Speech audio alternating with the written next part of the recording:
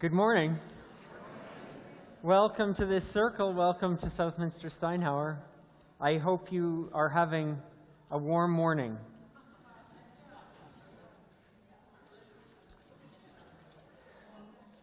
I had one of those Alberta mornings this morning that you dread, when I realized that the heater in my car wasn't working.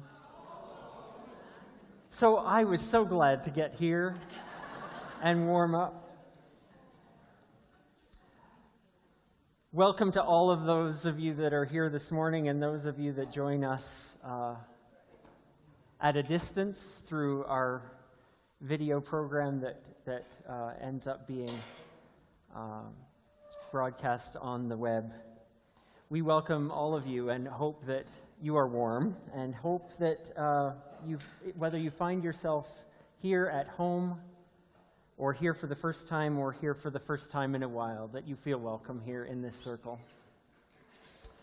We'll make space for you. We'll warm the spaces between us as we gather this morning, and we recognize that there's a place for each of us in this circle, no matter who we are. We come here being all sizes, all ages, all genders, all sexualities, all religions and histories or none, and all people all together, and we find a welcome here in this place. And we hope that this is a safe place for all to enter into whatever we need this morning. In gratitude for who we are together, for this place and for this land, for this inheritance that we share with our Treaty 6 brothers and sisters and our Métis friends and all who call this land their ancestral and adopted home, we gather here, and we find honor in expressing our gratitude and living our commitments to peace and reconciliation, to compassion and relationship, something we celebrate in this circle every time we gather. We move into our time this morning with the wisdom of our experience. Each of us comes with our own. We come this morning with the wisdom of stories and prayers that we share, with the wisdom we share in the songs that we sing, in the lives that we live, in the practice of listening and hearing and perceiving deeply from our hearts. That's the spiritual life, and we enter into it fully this morning. We continue today our reflections on wisdom depicted on these art panels that are now surrounding us in the room, beginning to surround us, created by Edmonton artist Arthur Gallant. Inspired by 7 sacred teachings of the Indigenous tradition. Today, as we ponder the teaching of honesty, we invoke the images and words that have inspired this banner, have inspired this artist, and that have inspired our morning.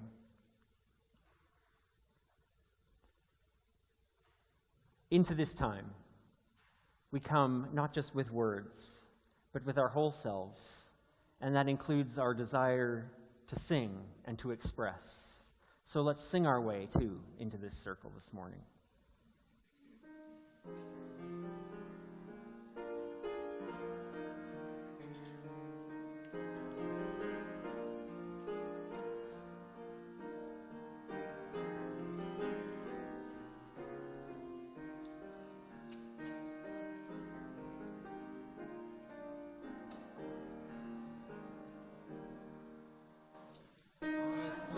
We now center on all that is good, on all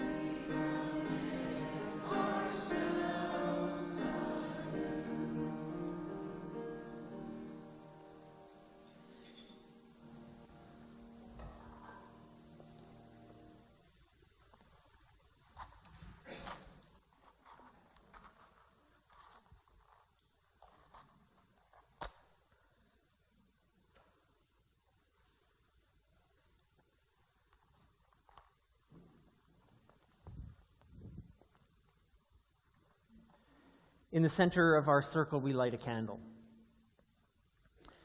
We light this candle to kindle the fire that dwells within us, that dwells among us and around us, this symbol of light and energy and love, a symbol that reminds us of what lies within us, but also what lies beyond us.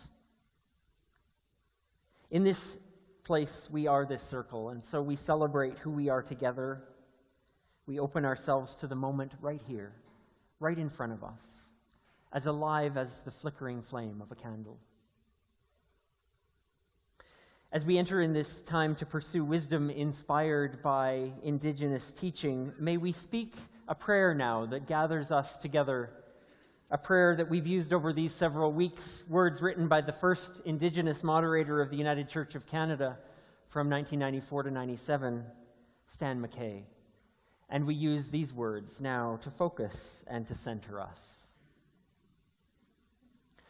We come with thanksgiving for our very breath, the warmth of sun and the sustaining waters, for life all around us, the plants, soft grasses, and sheltering trees, for the ones that crawl, those that swim, and those that fly, for the four-legged and the two-legged, all our relations.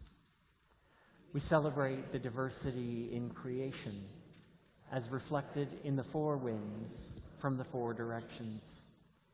We especially honor the many peoples with their many gifts for understanding our shared life on the earth. We strive to live out 7 sacred teachings: respect, love, honesty, courage, humility, wisdom, truth. These teachings enable us to live in harmony with ourselves, with our neighbors, and all the created earth. May it be so. Amen.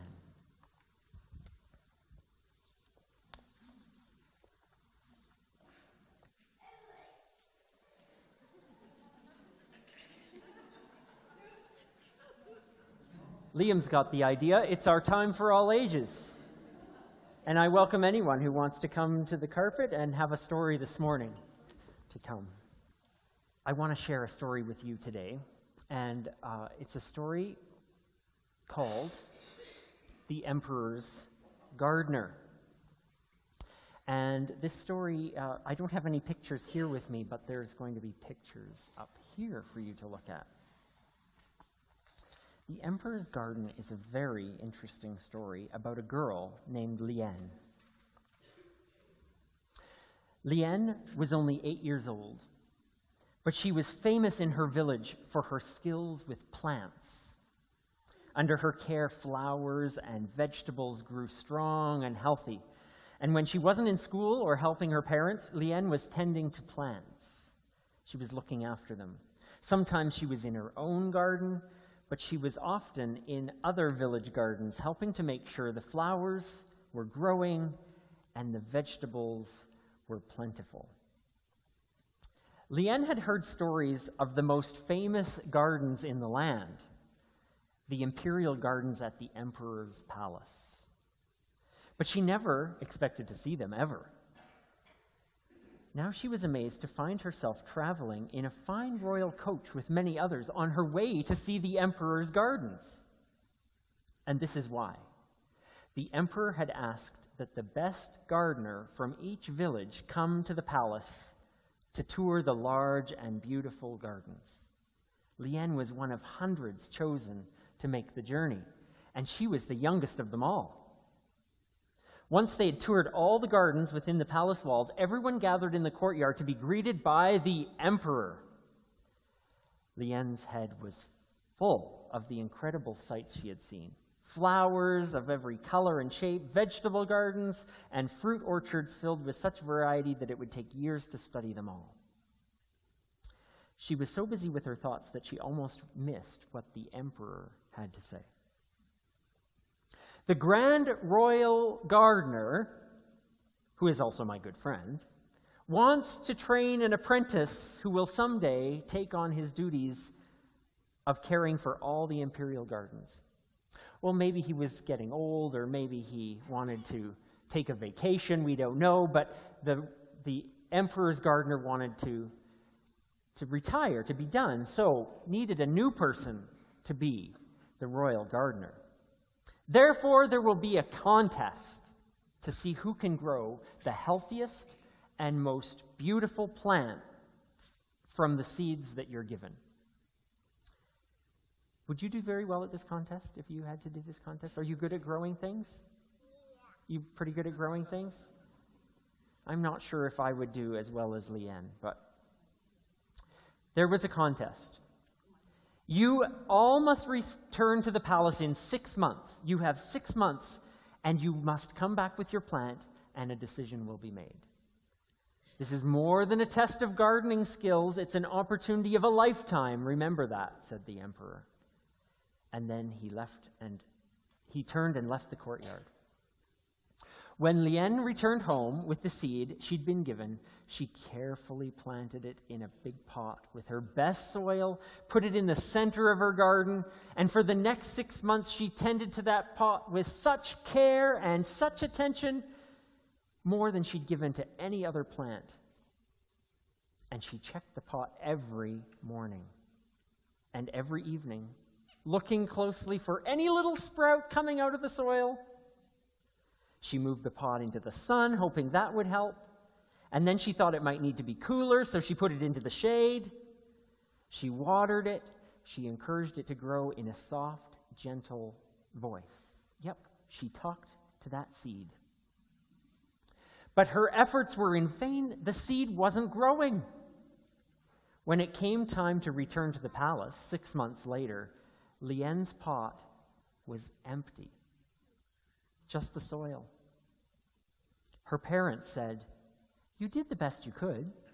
We know it's difficult, but you must go back, even if you don't have anything to show." What supportive parents Liane had. Liane thought of all the other gardeners showing their beautiful plants to the emperor, and she thought, oh no, it was going to be terrible. Everyone else was going to have beautiful plants, and she had nothing. Her cousin said, "Liane, no one will know if you take another plant. You've grown many plants from seeds. Show the emperor one of those. It won't really be a lie. You've done it many times." And her friends at school said, "You cannot show the emperor an empty pot. It will be a disgrace for the whole village. If you take another plant, you won't hurt anything. Just take another plant. You're a very good gardener, and that's the truth." Well, Liane had decided what to do. She wasn't going to take another plant. When all the gardeners gathered in the imperial courtyard once again, Liane could see hundreds of pots all around her, each one holding a beautiful, healthy plant. And the pot in front of her only held dirt. The emperor and the grand royal gardener walked among all the pots. They were silent as they inspected the variety of lush and beautiful flowers. And when they came to Liane, they stopped.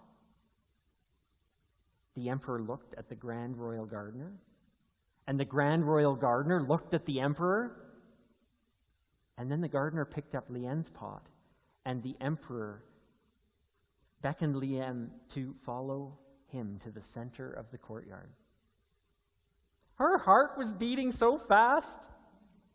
What would the emperor do in front of all these people? She was stunned to hear him finally talk to everyone.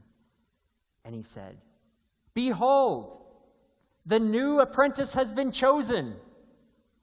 All of you are excellent gardeners. That is very clear. But the plants here were not the result of the seeds I gave you. The seeds you were given, I baked in the oven so that they would not grow anything. I knew that you had great skill, all of you, but the royal gardener must first be someone I can trust." Liane felt very shy as everyone stared at her and the empty pot. And she smiled, though, because she thought of all the flowers and all the fruit that she would be able to grow in the royal gardens to share with everyone as the emperor's gardener. That's a great old Chinese folk story. I love that story. I try to think of what it must have been like to be Lian, to have an empty pot, and she was imagining, wasn't she? She was imagining that everyone else would have these beautiful flowers, and she thought she had done something wrong, or she thought that something had happened to her flower, and she was so nervous. And she was worried what people would think of her, and she was scared to be honest. And you know what? When I think of Lian, I think of all the times that I've been scared to be honest. Because being honest is scary. But you know why I love this story? Because what we can learn from this story is that being honest makes us a person that others can trust. Even when we're scared, it's best to be the person that we really are. And that'll get us through those hard times. If we're the person who we really are, good things will follow if we're true to ourselves. This story teaches us that very important thing, to be true to ourselves, to be honest, and good things will follow. Thank you for sharing this story.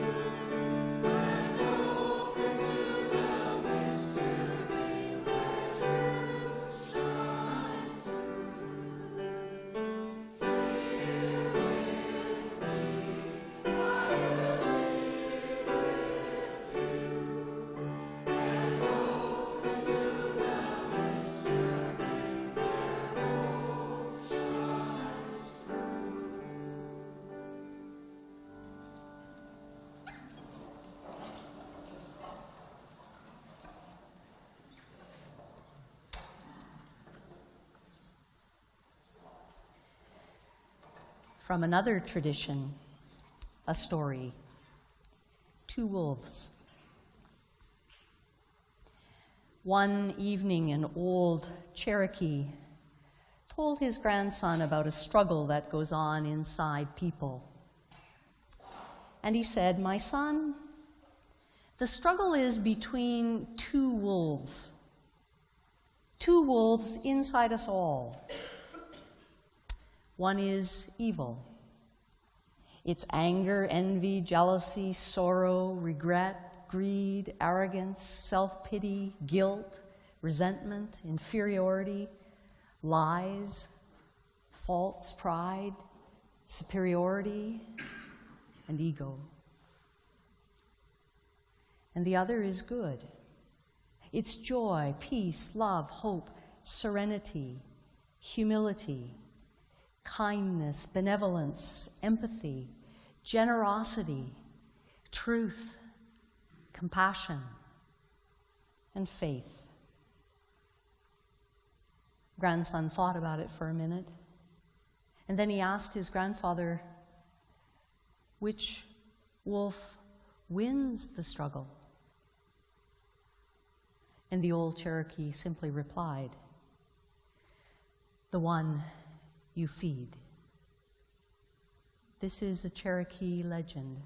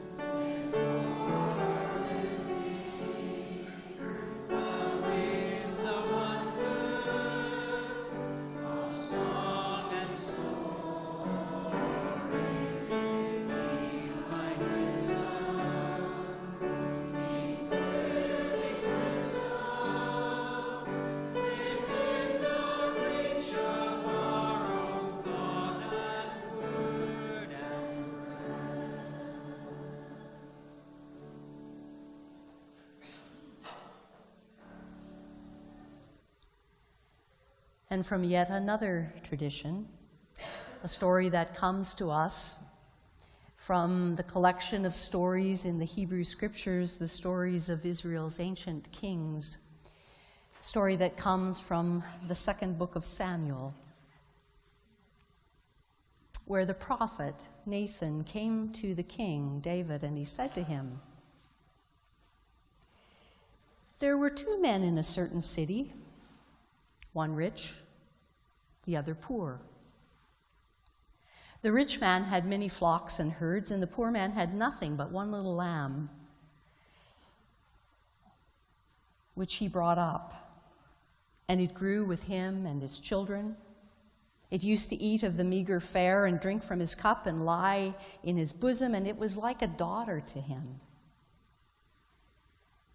And there came a traveler to the rich man, and the rich man was reluctant to take one of his own flock or herd to prepare for the traveler who'd come to him. So he took the poor man's lamb, and he prepared that for the guest that had come to his home. And then the king, David's anger was greatly kindled against this man, and he said to Nathan, 'The one who has done this deserves to die. He shall restore that lamb 4 times over, because he did this thing, and he had no compassion.' And then Nathan said to David, 'But you are that man.'" This is an ancient parable from the Hebrew Scriptures.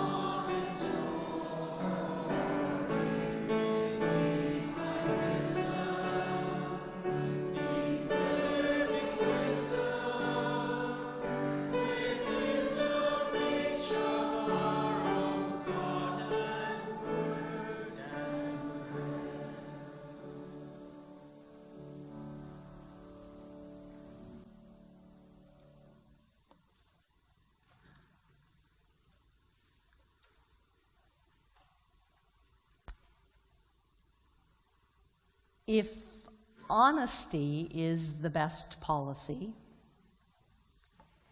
you'd be really hard-pressed to come to that conclusion from reading the Bible.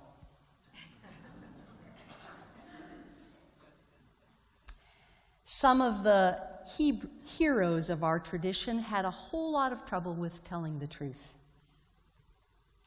Remember Abraham, that beloved patriarch of Jews and Christians and Muslims? In the world of the ancient stories that have come down to us in sacred texts, not once but twice, Abraham passes off his wife as his sister in order to deceive a foreign ruler, making her available to Pharaoh's harem and profiting from the deal. And it worked so well for Abraham that his son Isaac repeated exactly the same lie with his wife about a generation later and deceived the king of the Philistines for the same purpose and profited from the deal. And then Isaac's son Jacob took dishonesty to a whole new level, even deceiving his own father on his deathbed, pretending to be the firstborn twin brother and stealing his daddy's blessing. And things don't get any better on the honesty scale after you get out of the book of Genesis. Things don't get any better when you get to the judges and the kings. For example, there's David, the star king they never got over. The one they loved so much that centuries And centuries later, they still wanted another one, just like him. And when we think of David, we tend to romanticize his reign as the glory days of ancient Israel. We tell the stories of his deep and loyal love for Jonathan. We tell about his musical gifts that comforted the tormented King Saul. We raise the ratings of the Psalms because we attribute most of them to him. We make him a model of courage, telling our children about how he took down the giant with just his slingshot and 5 smooth stones. We made him a great warrior. He wins countless battles against the ancient enemy. His reign is painted with the brightest colors of prosperity and security for the kingdom. And the legacy of these stories has nourished this long dream that there'd be another one just like him.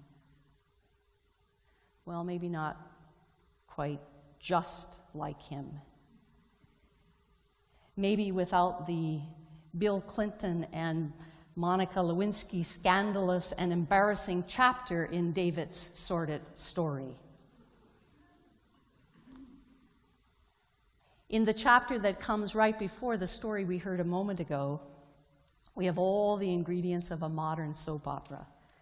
We get seduction, we get sex, we get deceit, we get corruption, and we get violence, all in one chapter.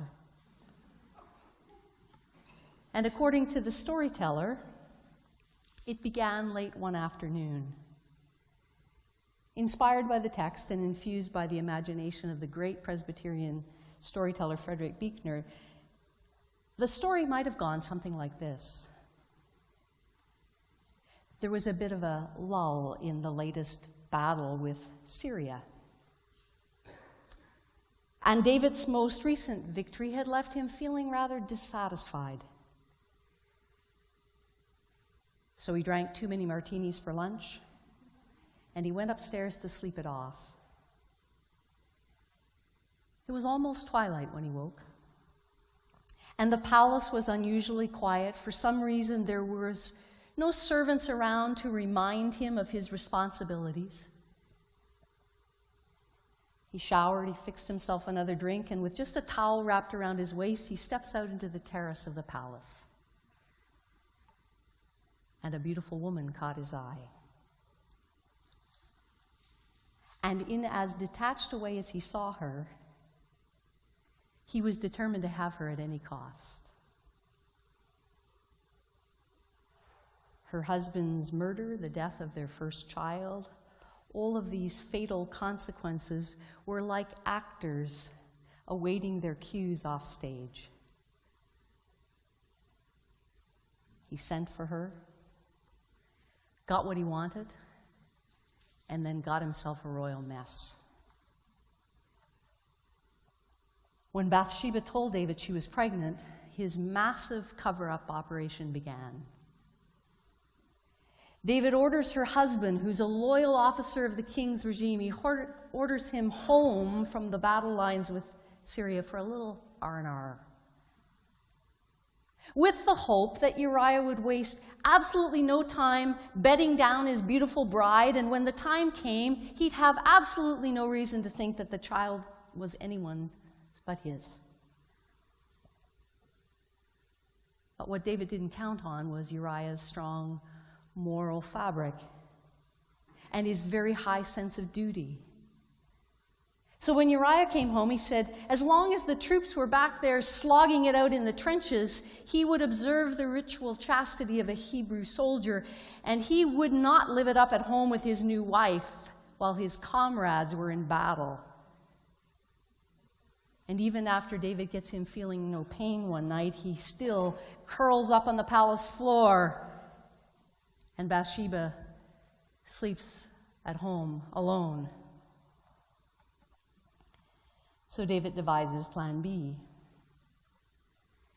He sends Uriah back to the front with a note to General Joab ordering him to assign him to the line where the fighting was the fiercest. So it wouldn't be long before his commanding officer reported him dead. And after a respectable mourning period, somewhat short of 9 months, David nobly marries Bathsheba himself. And there we have it. Lust and seduction and likely rape, since it's rather hard to conceive of Bathsheba consenting or that being a factor here. And then well-considered acts of deception to cover up the crime. And then when the cover-up fails, murder follows. And for a time, David appeared to get away with it. No probing journalist breaks the story. No rival politician smells a rat. Uriah's family celebrates him as a hero. The gossip's been contained. The truth seems to have had a decent burial until a leak sprung somewhere. And Nathan, Israel's prophet of the day, the one who is kind of the personification of the national conscience, Nathan was moved to address the dishonesty with a brilliantly subtle story that invited the offender to incriminate himself. But even Nathan was cautious of the proverb that honesty is the best policy. He doesn't storm into the palace and lay out all the evidence in front of the king and confront him with his crimes. According to the wisdom of the editors who knit these stories together, Nathan tells the king a story about a poor man's stolen sheep that became a rack of lamb for some rich guy and his house guests. But like any parable worth its salt, the story was a mirror that Nathan held up for David to peer into and indict himself as he sees the truth about his worst self. And the prophet has done his job. Because like the prophets of every time and every era, the role of a prophet is not about telling us what the future holds. It's about having the honest courage to tell us the truth about what the present holds. And we all need Nathans in our lives. We need those people who can penetrate our defenses and tell us the truth about the world and the truth about ourselves. We need those who can confront us carefully and skillfully with our dishonesty and our harmful habits that are sabotaging our lives, or the defenses we've built that once saved our lives and are now preventing us from living fully and loving deeply. We need those people who care enough about us to call us on our stuff and to call us into our truest humanity. We need those who will be honest but kind. Those who will be truthful but gentle. Those who will value honesty over silence that's only in the name of politeness. We need those who will ask us to be accountable to the values that are essential for right relationship. But we need those who approach honesty with great care, who know how and when to speak truth, who stop to ask, is it true? Is it necessary? Is it helpful? Is it kind? We need those who create the space for us to discover and address the ways that we've been lying to ourselves, deceiving ourselves, or failing to see the truth that's staring us in the face. And sometimes honesty is best approached with silence. And other times, honesty is best spoken strategically, as it was for Nathan. And other times, honesty requires a clear and courageous voice. But in every case, honesty needs the nurture. It needs to be the wolf we feed. For our Aboriginal brothers and sisters, the teepee was a temple for truth, a place for speaking one's truth. And like the teepee, the temple, the circle, and 12-step programs, and ways in which we gather as spiritual community are ways of feeding the wolf of honesty and starving the wolf that deceives. Our best spiritual practices are ways of feeding the wolf that speaks honestly, that cultivates respect, that seeks truth, that walks humbly. And in this season of Lent, that has made a name for itself out of deprivation, let's find ways to starve the wolf that deceives us, the one that disrespects others, the one that deludes us into believing that truth is singular, the one that walks arrogantly in us. And let's feed the other wolf on sacred teachings and spiritual practices that have the power to save us from the very worst in ourselves. This is a day to ask ourselves where we're meeting Nathan's story in our own lives, what we're seeing in the mirror, what we need to do to hold up a mirror for another with kindness and with courage. This is a time to ask ourselves what it means to live an honest life. What does it require of us?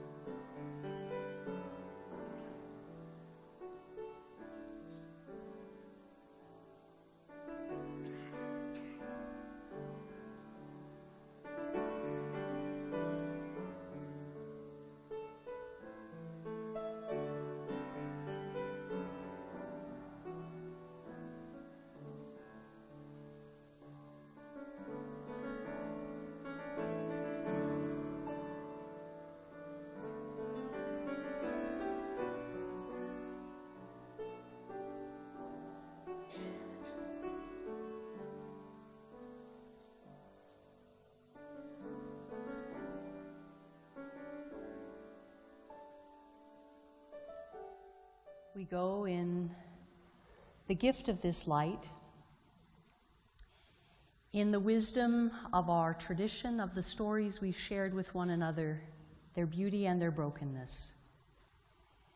We go in all that we are, in all its beauty and brokenness. And we go to the world as it is, in its beauty and in its brokenness. And we go to be light in all the places where we can give our light and receive the light of one another. We go to live our highest values.